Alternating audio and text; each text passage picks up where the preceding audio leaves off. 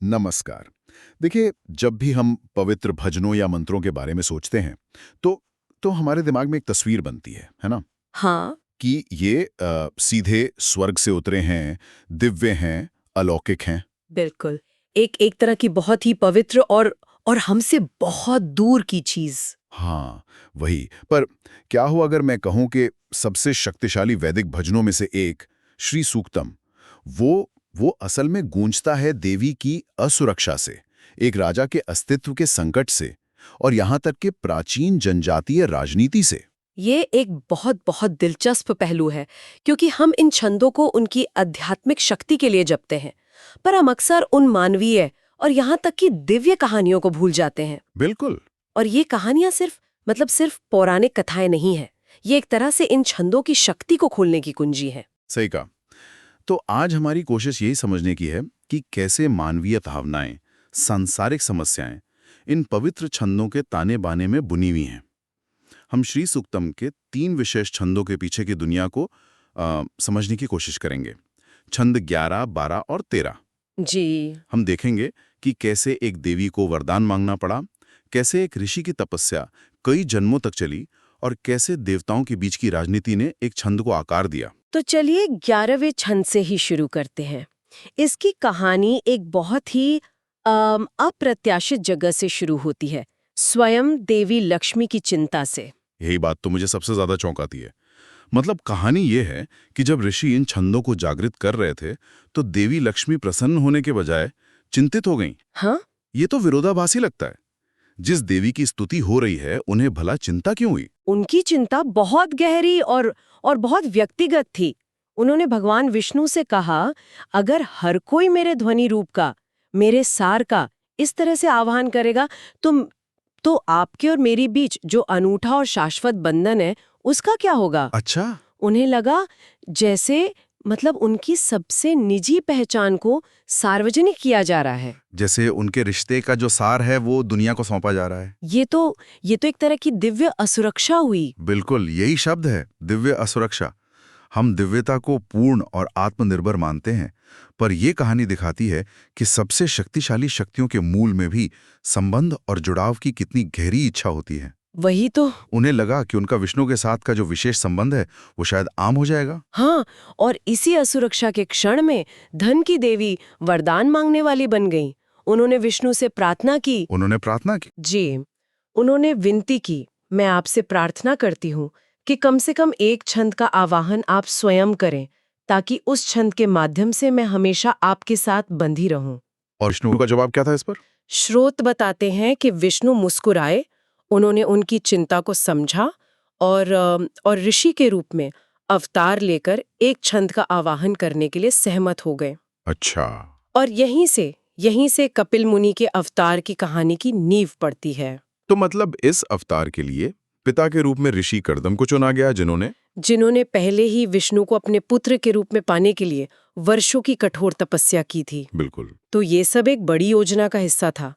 कर्दम ऋषि की तपस्या और देवी लक्ष्मी की इच्छा दोनों एक ही बिंदु पर आकर मिल गईं। और कर्दम का विवाह भी तो मनु की पुत्री देवहूति से इसी शर्त पर हुआ था कि पुत्र जन्म के बाद वे वापस संन्यास ले लेंगे। हाँ, और 9 पुत्रियों के जन्म के बाद अंततः भगवान विष्णु ने कपिल मुनि के रूप में जन्म लिया, जो बाद में महान सांख्य योग के प्रस्तावक बने। लेकिन यहाँ एक और दिलचस्प मोड़ आता है। क्या? कपिल मुनि के रूप में विष्णु ये निर्णय लेते हैं कि 11वें छंद के दृष्टा या सिय का सम्मान उन्हें नहीं मिलना चाहिए। अच्छा, तो फिर किसे? उनके पिता को, ऋषि कर्दम को, उनकी पूरी जिंदगी की ईमानदारी और विनम्रता के लिए एक सम्मान के तौर पर। ये तो बहुत बड़ी बात है। मतलब विष्णु ने ये सम्मान अपने पिता को दे दिया? सिर्फ इतना ही नहीं, उन्होंने छंद में कर्दम का नाम भी शामिल कर दिया। कर्दमेन प्रजाभूता मई संभव कर्दम। ये माता पिता का सम्मान करने और उनकी विरासत को आगे बढ़ाने का एक बहुत ही अनूठा उदाहरण है। शायद इसीलिए ये छंद उन गृहस्थों के लिए विशेष रूप से शक्तिशाली माना जाता है जो एक शांतिपूर्ण पारिवारिक जीवन चाहते हैं। हाँ, और इसका एक ज्योतिषीय संबंध भी है। वो क्या है? 11वां दिन यानी एकादशी वो पारंपरिक रूप से विष्णु का दिन माना जाता है। हाँ, ये तो है। इसलिए ऐसा माना जाता है कि एकादशी के दिन श्री सूक्तम के इस 11वें छंद का पाठ करना और भी अधिक फलदायी होता है। सब कुछ एक दूसरे से कितनी खूबसूरती से जुड़ा हुआ है ना। वाकई। तो जहां पहली कहानी एक दिव्य परिवार के भीतर की असुरक्षा और सम्मान की बात करती है, वहीं हमारी अगली कहानी वो एक इंसान की व्यक्तिगत साधना की गहराई में उतरती है। एक ऐसी तपस्या जो कई जन्मों तक फैली। अब हम 12वें छंद और ऋषि मुद्गल की कहानी की ओर बढ़ते हैं। जी, ऋषि मुद्गल जो अजमेद वंश के थे, वो मूल रूप से पांचाल साम्राज्य के एक राजा थे। लेकिन उन्हें बहुत जल्दी एहसास हो गया कि राजपाट, धन दौलत, इन सब में स्थायी आनंद नहीं है। उन्हें एक गहरी आध्यात्मिक बेचैनी थी और इसी खोज में उन्होंने सब कुछ त्याग दिया और तपस्या का मार्ग अपना लिया। ये एक क्लासिक आध्यात्मिक साधक की कहानी लगती है। पर इस कहानी में एक और पात्र है जो इसे थोड़ा जटिल बनाता है, उनकी पत्नी नलैनी। हाँ, उनकी अपनी एक तीव्र आध्यात्मिक इच्छा थी, है कि नहीं? और उनकी प्रबल इच्छा थी कि या तो उन्हें विष्णु के साक्षात दर्शन हो या फिर अगले किसी जन्म में वे उनकी पत्नी बने। तो मुझे लगता है मुद्गल ने उन्हें और तपस्या करने की ही सलाह दी होगी। नहीं, उन्होंने कुछ और ही कहा। उन्होंने नलैनी को एक ऐसी सलाह दी जो सुनने में बहुत अजीब लगती है। अच्छा, क्या कहा उन्होंने? उन्होंने कहा, तुम विष्णु की प्रार्थना करके विष्णु को नहीं पा सकती। देवी माँ इसकी अनुमति नहीं देंगी। एक मिनट। हाँ। अगर तुम विष्णु को पाना चाहती हो तो तुम्हें भगवान शिव की प्रार्थना करनी होगी। क्या मतलब? विष्णु को पाने के लिए शिव की प्रार्थना? ये तो बिल्कुल उल्टा लग रहा है। इसके पीछे क्या सोच थी, है ना? हाँ। और यही इस कहानी की गहराई है। ये बताता है कि कभी-कभी मंजिल तक पहुंचने का रास्ता सीधा नहीं होता। आपको सही दरवाजा खटखटाना पड़ता है, और हो सकता है कि वो दरवाजा वो ना हो जिसकी आप उम्मीद कर रहे थे। इस बीच विष्णु ने स्वयं मुद्गल को 12वें छंद का आह्वान करने का दिव्य कार्य सौंपा था और मुद्गल अपनी तपस्या में लीन हो गए। और नलैनी, क्या उन्होंने मुद्गल की सलाह मानी? उन्होंने पूरी श्रद्धा से शिव की कठोर तपस्या शुरू की और जब शिव प्रसन्न होकर प्रकट हुए तो अपनी इच्छा की तीव्रता में नलैनी ने उन्होंने 5 बार एक ही वरदान मांगा। 5 बार? हाँ, मुझे विष्णु जैसे गुणों वाला पति चाहिए। और इसका परिणाम? ये तो सावधान रहें कि आप क्या मांगते हैं जैसा मामला लग रहा है। बिल्कुल। शिव ने वरदान तो दे दिया, लेकिन एक समस्या थी। क्या समस्या? किसी एक व्यक्ति में विष्णु के सभी गुण समाहित होना असंभव था। इसलिए उन्होंने कहा कि तुम्हें 5 पति मिलेंगे जिनमें से प्रत्येक में विष्णु का एक एक गुण होगा। अच्छा, तो ये तो उनके द्रौपदी के रूप में जन्म की भविष्यवाणी थी। सही पकड़ा। जहां 5 पांडव उनके पति बने। और दिलचस्प बात यह है कि उस जीवन में भी कृष्ण के रूप में विष्णु का अवतार हमेशा उनके मार्गदर्शक और रक्षक के रूप में मौजूद रहा। तो एक तरह से उनकी इच्छा पूरी तो हुई, लेकिन उस रूप में नहीं जिसकी उन्होंने कल्पना की थी। यही इस कहानी का सार है कि साधना आपके लक्ष्यों को पूरा कर सकती है, पर इसमें कई जन्म लग सकते हैं और परिणाम वो हमारी अपेक्षाओं से बिल्कुल अलग हो सकते हैं। ये धैर्य और विश्वास की परीक्षा है। जी। व्यक्तिगत साधना की इन गहराइयों से अब हम एक ऐसे क्षेत्र में चलते हैं जहां आध्यात्मिकता और राजनीति का संगम होता है। 13वां छंद। यह हमें प्राचीन भारत के सामाजिक और राजनीतिक तनावों के बीच ले जाता है। हाँ।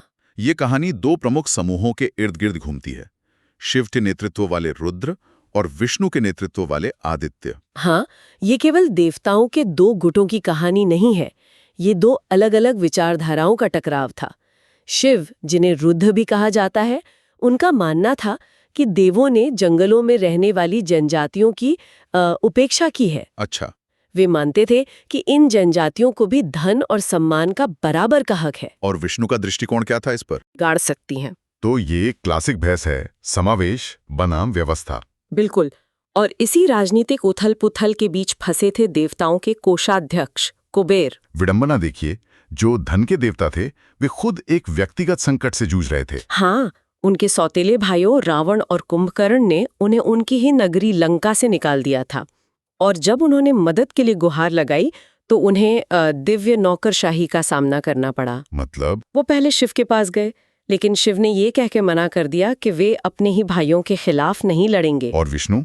उन्होंने भी मदद नहीं की। नहीं? उन्होंने कहा कि ये एक पारिवारिक विवाद है और ये उनके अधिकार क्षेत्र से बाहर है। ये तो सत्ता की सीमाओं पर एक बहुत शक्तिशाली टिप्पणी है। आप देवताओं के कोषाध्यक्ष हो सकते हैं, लेकिन जब सिस्टम आपके खिलाफ हो तो आप भी असहाय हो सकते हैं। सही कहा।